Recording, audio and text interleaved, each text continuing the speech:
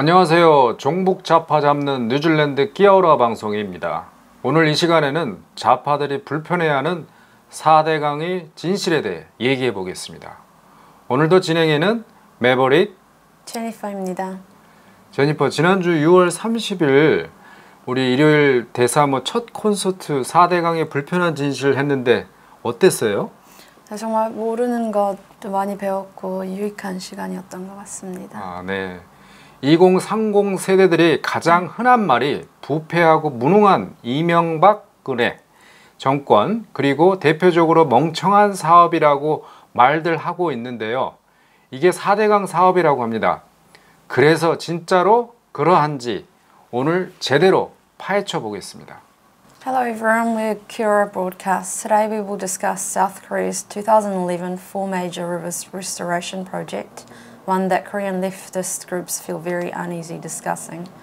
The two most popular topics Koreans in their 20s and 30s discuss are President Lee Myung-bak and President Park Geun-hye's governments and their incapability, and another being this Four Major Rivers project, which many regard as being futile and destructive. So to what extent is this true? Today we will be unravelling the truths and myths regarding this misconception. 4대강 사업은 왜 해야 하는가? 6.25 전쟁 이후 대한민국은 국토의 거의 파괴되어지고 산업 전반이 피폐해져서 끼니도 못 해결하던 어려운 시절이 있었죠.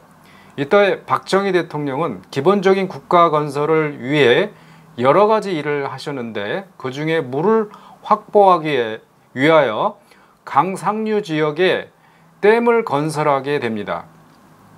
댐을 건설해야 식수도 확보하고 농업용수도 생기고 전기도 만들었던 거죠. 지금은 수도꼭지만 틀면 물이 나오지만 그 당시는 대부분 지하수에 의존하고 아프리카처럼 강물을 직접 떠다 먹었다는 거 여러분 기억하시나요? After the June 25th Korean War, it was President Park Geun-hye who saved South Korea from the destructive state that it was in post-war. He made improvements to our agricultural, social and infrastructural industries, but most importantly his main concern was the lack of access to clean water in Korea. Back then, drinking water was very scarce and waterworks were a non-affordable luxury. Therefore, the construction of dams was President Park's top priority. Through this, we began to see a rapid development of the agricultural industry as well as generating power. 세월이 흘러 인구가 늘고 농토도 늘어나고 공장도 많아지게 됩니다. 그렇다면 당연히 보다 더 많은 물이 필요하게 됩니다. 전두환 정권 때까지만 해도 지방의 댐 공사들이 꾸준히 있었습니다. 그러나 그 뒤 정권들은 강 사업에 관심을 갖지 않았습니다. 늦은 감이 있지만은 이명박 대통령이 4대강 사업을 추진한 것은 너무나 당연히 해야 할 일을 한 것이라고 할 수 있습니다. 자, 그럼 4대강 사업은 왜 했어야 하는가요? 강에는 자연 그대로를 보존하는 내추럴 리버와 도시 문명과 어울리는 컬처럴 리버 두 종류가 있습니다. 대한민국은 강 주변에 많은 도시들이 형성되어 있는 전형적인 도시국가입니다. 도시 거주 인구가 전체의 80%가 넘죠. 그래서 당연히 강의 이용 방식도 컬처럴 리버가 되어야 하는 것이죠. 컬처럴 리버라고 하는 뜻은 필요에 따라서 운하, 댐 보등을 설치하고 사람이 물을 관리하는 것을 말합니다. 뭣도 모르는 환경단체들이 부르짖는 강을 내버려둬라 라고 한다면 사람의 식수는 어떻게 할 것이며 공업, 농업용수는 어찌할 것이며, 특히 우리나라는 가뭄과 홍수가 빈번한데 누가 해결을 할 것인가요? 도시 사람들은 도시에서 수도꼭지만 틀면 나오는 물이 어디서 나오는지도 모르는 사람들이 태반입니다. 4대강 사업이 뭔지도 모르는 사람들이 환경운동을 하고 있다는 거예요. 4대강의 논점은 환경단체들이 말하는 오염하고는 상관이 없다는 얘기입니다. 누구라도 아름다운 백사장이 펼쳐지고 백로와 나라가 있는 조선시대의 강을 모습을 보면 좋겠지만 그건 꿈입니다. 4대강 정비 사업은 우리나라의 모든 강을 손본 게 아닙니다. 4대 본강만 손본 것이지 지천을 손을 댄 게 아니에요. 우리나라에서 가장 아름답다는 강원도에서 내려오는 동강은 자연적으로 그대로 보존되어 있어요. 이 문제는 처음부터 논란이 될 수가 없는 이야기인데 좌파들이 이 문제를 환경 문제로 엮어버린 거예요. 일반인들은 이런 것들을 잘 모르다 보니 저들의 선전선동에 쇠뇌가 된 거죠. 자, 그럼 요새 그렇게 논란이 되는 보호 제거 문제에 대해 얘기해 볼까요? 수질 오염에 대한 잘못된 상식, 보는 왜 필요한가? 보는 일종의 작은 댐인데 이 보가 왜 필요할까요? 당위성에 대해 얘기해 봅시다. 인구가 많이 늘어나다 보니 각 도시에서 만들어지는 엄청난 오폐수들을 도시 끝에 하수 종말 처리장이란 걸 만들어서 정화를 시켜서 정화된 물을 강으로 흘려보내는데 4대강 핵심 사업 중에 하나가 하수 종말 처리장 사업입니다. 이것이 가장 중요한 것이고 또 당연히 해야 하는 것이죠. 4대강 사업비 22조 중에 포함되어 있죠. 지금 문재인은 일자리를 만든다고 54조 원을 1년 동안 썼는데 이 4대강 사업의 3배 이상이에요. 자, 그런데 일자리가 많이 좋아졌나요? 여러분 생각은 어떤가요? 다시 본론으로 들어가서 사람들 인구가 늘어나서 전기를 더 쓰니 원자력 발전소도 더 만들었듯이 물도 여러모로 더 많이 쓰다 보니 당연히 정비하는 데 비용이 더 드는 거죠. 상류댐을 막아서 한 것은 사실 식수원, 홍수 방지로 한 것이나 낙동강은 워낙 길다 보니 그 밑에도 보가 필요한 것이죠. 밑에도 막아서 2차적으로 농업용수와 공업용수로 확보하기 위함이고 중간에도 보를 만들면 그 긴 강에서 중간 차단이 2번, 3번 이상 차단이 되어서 아무리 비가 와도 많이 비가 와도 단계별로 딱딱 조절하게 되니까 절대로 홍수가 날 수가 없죠. 또한 가뭄이 들어도 이 물은 계속 빼서 쓸 수가 있기 때문에 농업용수와 공업용수의 해결이 됨으로써 결론적으로 가뭄과 홍수에 아주 적당한 해결책이라는 겁니다. 여러분, 이명박 이전에 대통령이 있었을 때 가뭄과 홍수사 때 어땠나요? 우리나라는 가뭄과 홍수가 매년 일어날 수밖에 없는 전형적인 기후 조건을 가지고 있는데 매년 수해연금을 냈었는데 일반인들은 왜 냈는지도 모르는 사람이 태반이었어요. 저 역시도 과거에 그랬습니다. 정부는 이걸로 땜빵만 한 거예요. 사실상 직무유기를 한 거죠. 그래서 보호가 필요한 겁니다. 사진을 첨부하겠습니다. 지금 홍수 나 있는 전경들 보고 계십니다. 그리고 하수 종말 처리장에서 진짜 더러운 처리를 하지만 그 물이 깨끗한 거는 아니에요.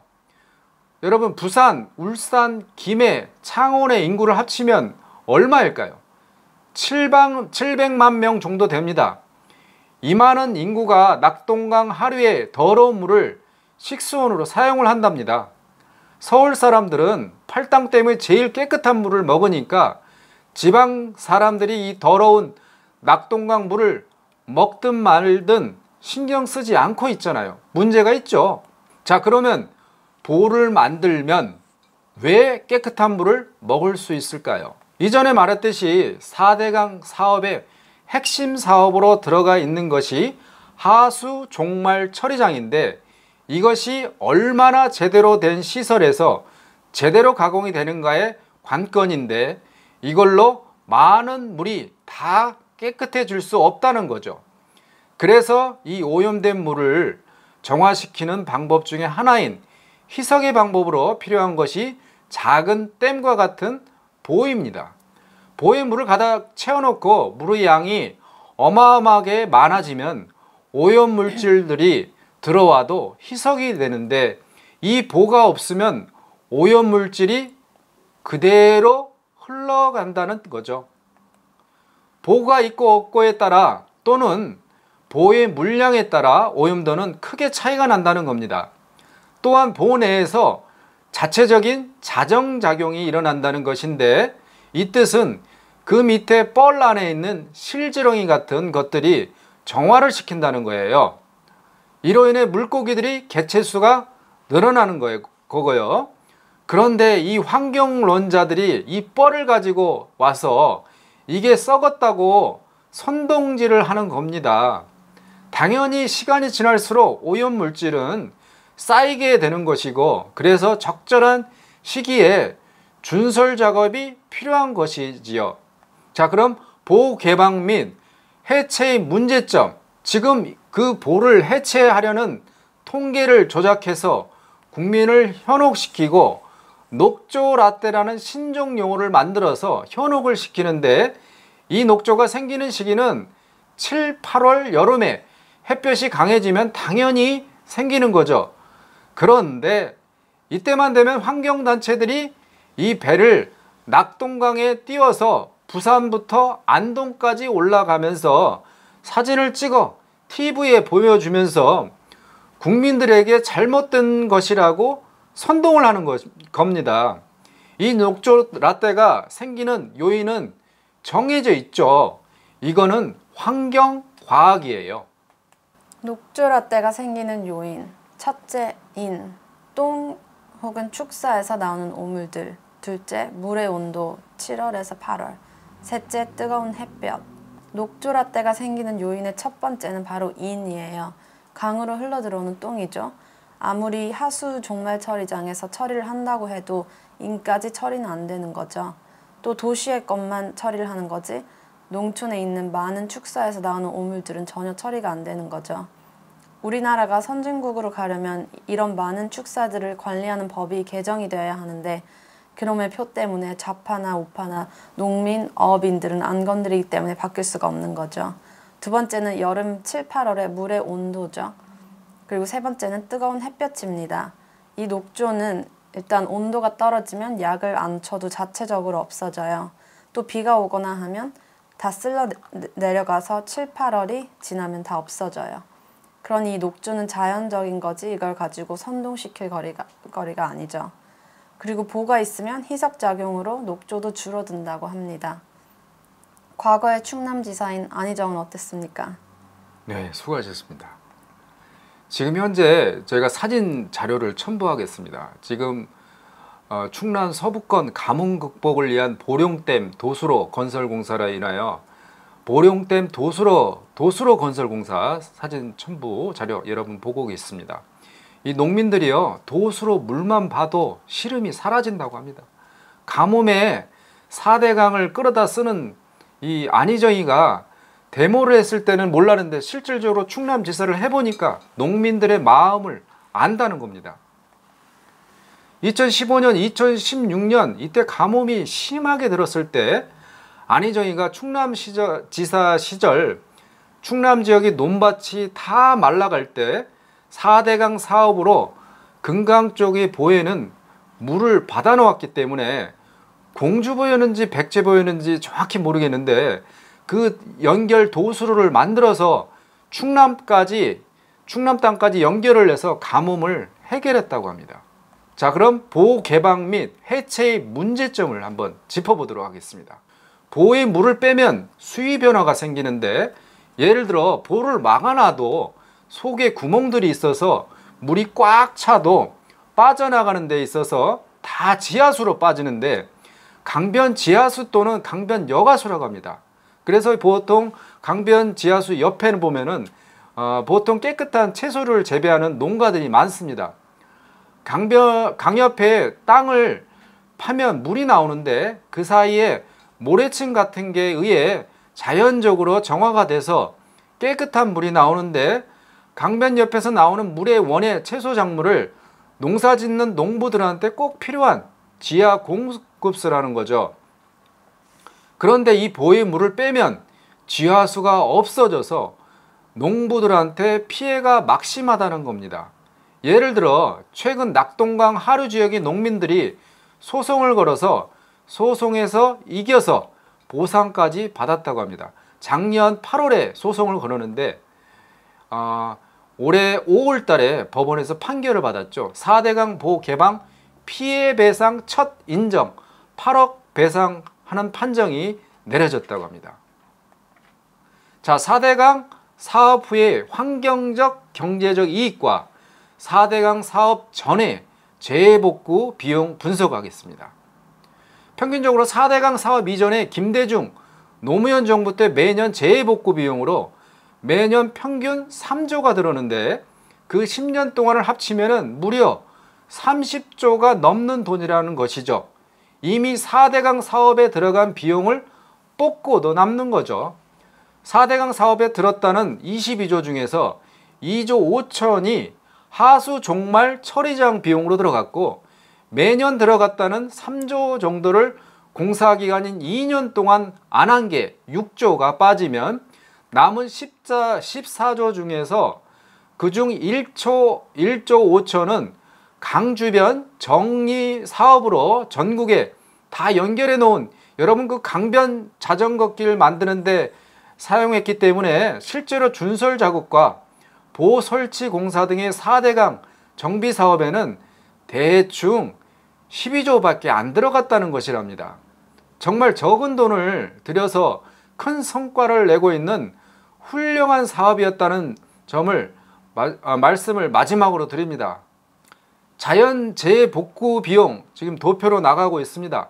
1998년부터 2007년까지 사망 실종 117명, 피해 복구 거의 복구비가 3조 정도가 들어가는데 이명박 대통령이 이걸 만들고 난 시점에 보면은 10분의 1밖에 그 비용이 절감이 됐습니다. 기록적인 가뭄과 연평균 피해 현황을 보면은요, 피해액이 김대중 노무현 때는 3조가 들어가는데 총 복구비가 3천억 정도밖에 안 들어간 거죠. 결국에는 10분의 1 수준으로 떨어졌다는 겁니다. 자, 그러면은 주간 우리 구국단체 소식을 캐나다 뉴질랜드를 우리 제니퍼가 한번 설명해 주겠습니다. 주간 구국단체 소식을 전해드립니다. 먼저 캐나다 소식 전해드립니다. 캐나다 토론토에 소재한 애국단체인 국제구국연대 캐나다는 지난 6월 25일 제69주년 6.25 기념을 맞이하며 흩어져 있으면 죽고 뭉치면 살 수 있다. Divided as we are now, we will die. United, we may survive. 라는 주제로 야외 강연회를 열었습니다.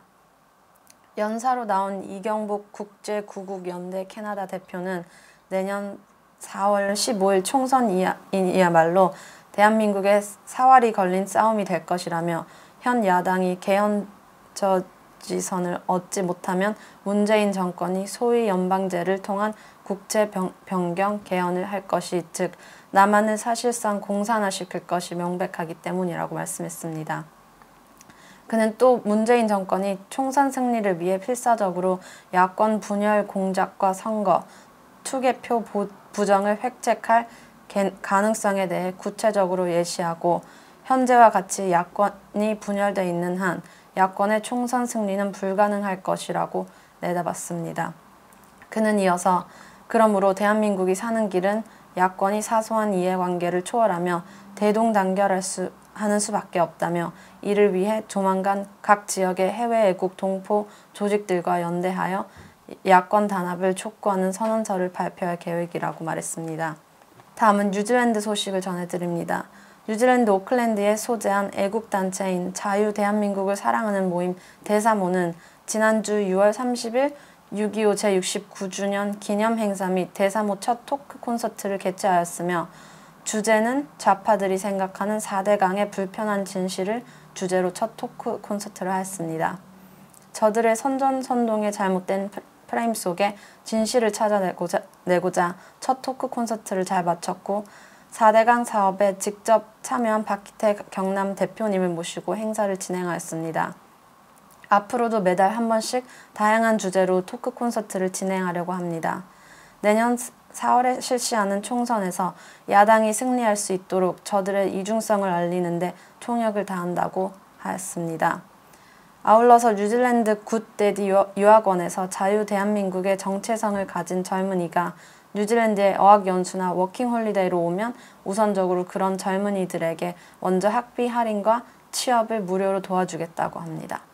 시청자 여러분, 최근 G20 회담에서 남중국해의 항해 자유에 군함 파견해달라는 미국 요청을 거절하면서 동맹 관계가 파탄이 났고 앞으로 한국은 전방위적인 경제 하락이 될 것이라고 생각합니다.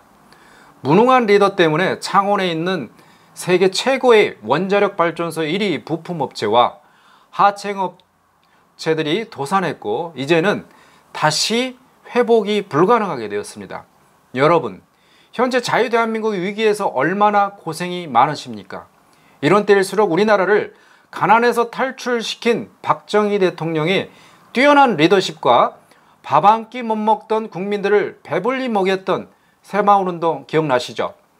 5개년 개발계획, 경부고속도로, 아프리카보다 더 못 살던 대한민국을 세계 10위권 경제대국으로 만들었는데 본질에 대해서는 호도하고 부장에 대해서 공과 과중, 과만 말하는데 좌파들은 이렇게 말을 한다고 합니다.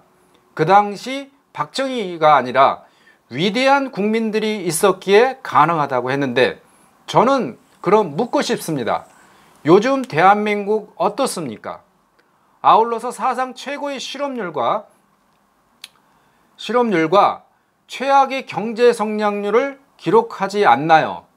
아니 그럼 그 당시 70년대 국민들은 굉장히 뛰어난 국민들이고 지금 시대 국민들은 무능한 국민들인가요?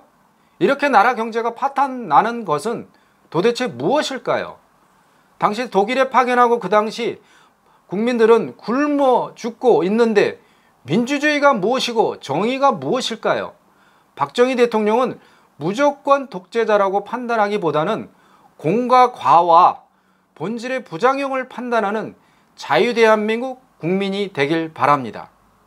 At the G20 conference, President Moon refused President Trump's request to send our battleships to the South China Sea. Due to this, the Korea-USA alliance has taken a hit, and we anticipate an overall economic downfall in our country.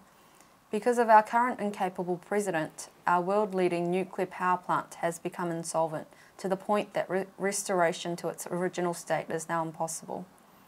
We would like to express our frustration and sympathy for any of our audience who may be struggling due to the current situation in South Korea. On this note, we would like to also express that we highly regard the achievements and leadership of President Park Chung-hee, as without his commendable service to our country, South Korea would have ceased to exist. Now, we would like to ask you this: what is South Korea like now? Due to the current incapable president, we are experiencing the worst unemployment and economic growth rates. Do you think the country's dramatic deterioration comes as a result of the current generation of people being socially and academically inferior to those from previous generations? What is democracy and what is justice? Despite the current political turmoil we're experiencing, we hope that the people of South Korea can be rational again and be able to differentiate between right from wrong and truth from lies. Korean leftists are angered by the truth and Korean rightists are angered by the lies. 자, 시간 수고했습니다. 오늘도 좀 목소리를 좀 하면서 인상을 좀 피려고 했는데 오늘도 역시나 인상이 안 폈습니다. 제니퍼, 우리 항상 구호하는 거 있죠? 네. 좌파는 진실에 분노하고 우파는 거짓에 분노한다. 이상은 뉴질랜드 종북 좌파 잡는 끼어라 방송의 매버릭 제니퍼였습니다. We're Maverick and Jennifer, the hosts for today's Kiora broadcast. 구독과 좋아요, 알림 설정을 꼭 눌러주세요. 방송 제작에 많은 도움이 됩니다. 감사합니다. 감사합니다.